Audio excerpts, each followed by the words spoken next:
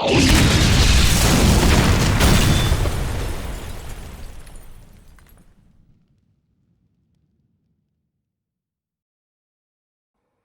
doing, everyone? Scott back again, and I'm back with another vinyl update. Now, this video was supposed to be my Wasp album ranking, but I don't know, the thought of doing an album ranking just now just tires me out just thinking about it. But saying that, now that I've said it, I'm going to try and get it done either this week or at least by the weekend, because it's actually on my mind all the time now. I need to get it out. I've got basically the list down. I just need to pull out all the albums and just kind of like double check my list, but it's going to get done. But in the meantime, I thought I would get this vinyl update out the way. I've had some stuff come in, and obviously still try to get through some of this inbox as well. So let's get to that.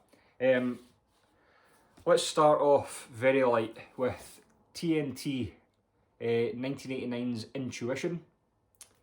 This is their fourth album, and it's a bit of a departure. So if you've listened to, say, Knights of the New Thunder, this is no Knights of the New Thunder. This is very commercial, very, I would say, poppy, kind of taking advantage of that kind of time where a lot of bands were kind of going a bit softer. So don't expect Knights of the New Thunder, because it's not as heavy as that. This is very, I would say this could almost be a soundtrack for an 80s teen movie.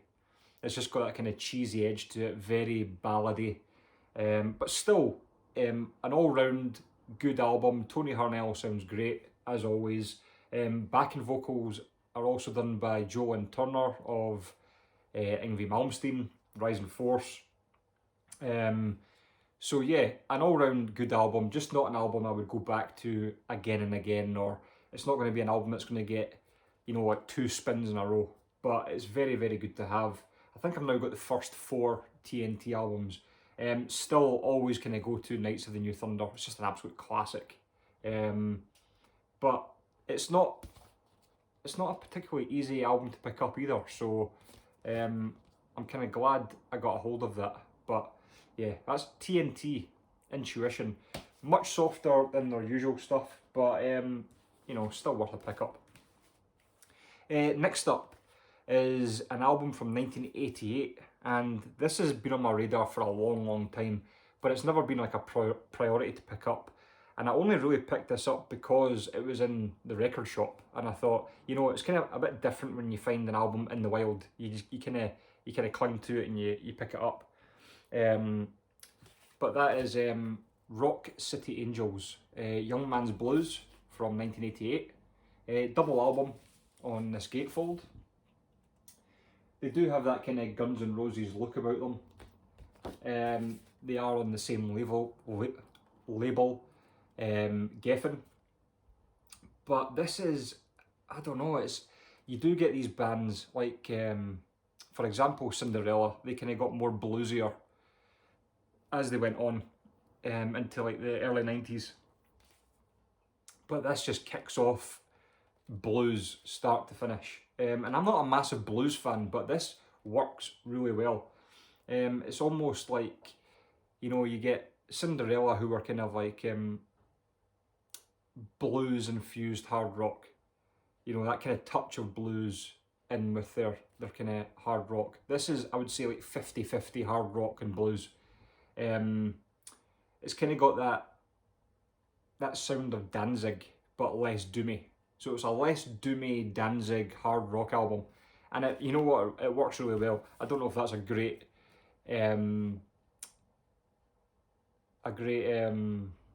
description of this album, but I suppose you kind of go and have to listen to it to kind of get the full bluesiness of it. But it does work really well, and I actually like this a lot more because it's more obvious blues rather than, you know, a hard rock band leaning towards blues elements. This is just, it's in there, and it's in there to stay all the way through. But yeah, it's a really, really good album, and I didn't really appreciate it as much as I do now until I kind of got it on the turntable and gave it a proper listen. So yeah, very Guns N' Roses in look, but not really at all in sound. So I would definitely recommend picking that up, or even giving it a listen to on YouTube just to see what it's like, because I was quite surprised. Next one is an album that has escaped me for years, and it might be an album you might expect me to have already, but it's one of those that it's just never happened for me, whether it's been price, condition, sellers pissing me about, but finally got it, and it is the classic Balls to the Wall by Accept from 1983 on Portrait. An absolute classic metal album. That's the only way you could describe this. 1983, really before metal had its kind of boom. This came out, and the more I listen to this, the more I appreciate it. You know, to be doing this kind of album in 1983, really before it all kicked off, was awesome. Well, I suppose it had kicked off. You had kind of Number of the Beast, and I think Peace of Mind came out in 1983, but you know, before it really took off, this is just an absolute classic. I mean, songs, well, Balls to the Wall is a classic metal song in itself. London Leather Boys, Fight It Back, Losing More Than You've Ever Had, Love Child, Turn Me On, Guardian of the Night, Winter Dreams. It's just awesome, start to finish. That kind of classic duo of Wolf Hoffman, Udo, you can't beat it. So really glad to have that, because that has just escaped me time and time again. And I think that's me now completed my 80s Accept on vinyl. So I've actually not shown one. I've still got one in the inbox, but I might do that in the next update. So moving on to something a bit heavier is Coroner's debut R.I.P. from 1987. This is the 2018 reissue, I think. Yep, 2018. I've kind of held off from showing this. I've probably had this for about 3 months now, and I've really held off because it just would not sit in my brain. I would listen to the album, I would enjoy the album. 10 minutes later, I would completely forget it. I would forget what the song sounded like. I would forget what the overall tone of the album sounded like. So it's taken me a good few listens. I've probably listened to this about 5 or 6 times to really try and implant it in my brain. But now that it's in there, I really enjoy it. It's still got that kind of low budget production sound, but the songs are there. I mean, Reborn Through Hate is a tremendous song. When Angels Die, Nosferatu, I think that's an instrumental. I kind of switch off at that one, but Suicide Command, Spiral Dreams, it really does, it does stick in your brain after a while. The only negative thing I'd have to say about this album, or about these reissues, now I've picked up this and I've also picked up Punishment for Decadence, is they're very cheap, but they're very basic. So, I mean, this is all you get. You get no inner. This actually came in a white paper sleeve, inner sleeve. So they are very, very basic. But, I mean, I think I paid maybe 14 quid for it. So it's not like I was breaking the bank. But I thought even, you know, a wee inner sheet with lyrics and stuff would have been a kind of wee bonus, but still a really good album, but just took me a few listens to get through. Next up is going to be Rage and Perfect Man from 1988, is it? I don't know. I think it's 1988. That's going to bug me now.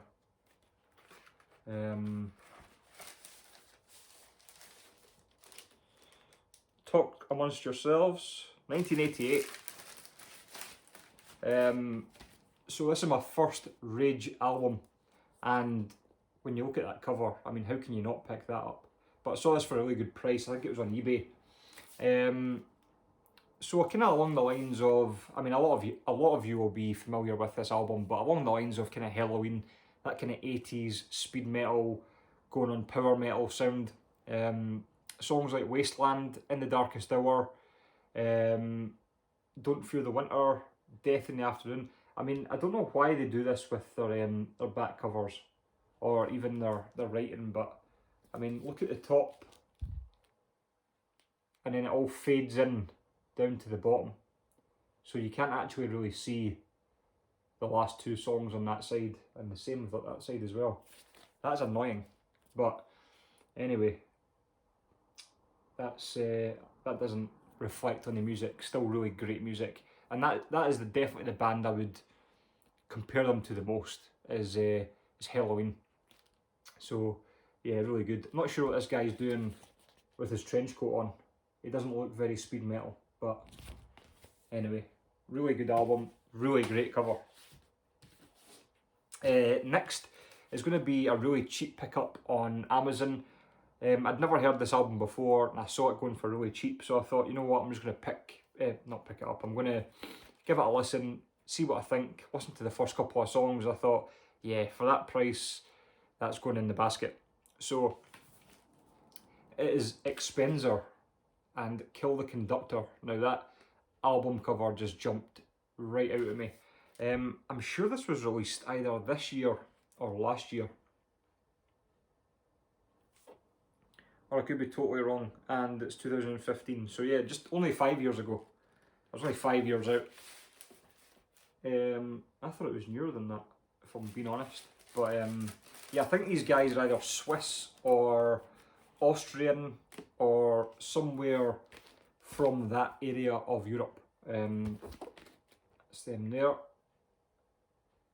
But yeah, gave this a listen. I thought it was really decent, so picked it up. Really enjoyed the album. Got really some funky titles of their songs though. Kill the Conductor, obviously. A Dying T-Rex, Play for the Deaf, Pelvic Fin, Unicron. Yeah, it's different, but definitely give it a shot, because if you can find it on Amazon, it's really cheap. It's on the full albums on YouTube, so that is Expenser and Kill the Conductor from either Austria, Switzerland, maybe somewhere like that. So check that one out. And the last one, this was kind of spurred on by Darcy. This has been in my inbox for ages. Picked it up really cheap again on Amazon. So I thought I'd finally grab it. It's a 2018 reissue of The Gathering by Testament. Now I can never remember what year this came out in. I think it's 99. Should really look up all this stuff before I do anything. But it's, anyway, whatever year it is, it's kind of in that region of Testament where I've kind of not ignored, but it's always the last kind of era that I visit. You know what, if you've watched this channel for a while, you'll know I'll either start in the 80s or I will start in the newer stuff, maybe in the last 5 or 10 years if a band is still producing albums. It's very rare for me ever to start with a band in the 90s, because that is obviously that kind of time where a lot of bands went wayward. They were doing very experimental stuff. Some of it's very industrial, and I don't mind the kind of industrial stuff, but it's when these bands are trying to, it's almost like they're chasing their tails and they're trying to second guess themselves. They don't kind of stick to the plan. They kind of try and guess what people are wanting from them, and that's when an album doesn't work. But when you stick to what you're good at, like this album, it does work. So that's the best thing you can do. Songs on this that really stand out: DNR, Do Not Resuscitate, awesome song. Down for Life, True Believer, Legions of the Dead, Riding the Snake. Some really great songs on this, and it definitely shouldn't be an era of Testament that you should leave out of your collection, which I'm quite bad for. I'll always kind of either work from the bottom up or the top down and kind of meet in the middle where the 90s are. But But you know what it's like. A lot of bands do have that that period where they were just absolute shit and didn't know what they were doing. But Testament, I don't think were one of those bands. I think they were still producing some really decent stuff, and whether they're your favourite albums or not, this is still really decent. And for someone to, or for a band to, you know, produce 3 or 4 great albums in the 80s, their last 2 or 3 have been really great, and for this one sitting in the kind of sitting in no man's land of 90s, is still, I would say, an accomplishment. To have an album from that time when you can just stick to it. So I mean, Testament are a bit like Overkill. They kind of just stick to what they're good at, and they definitely did with this one. So really happy to pick that up. I don't know if I showed you the gatefold, but there you go with band and lyrics.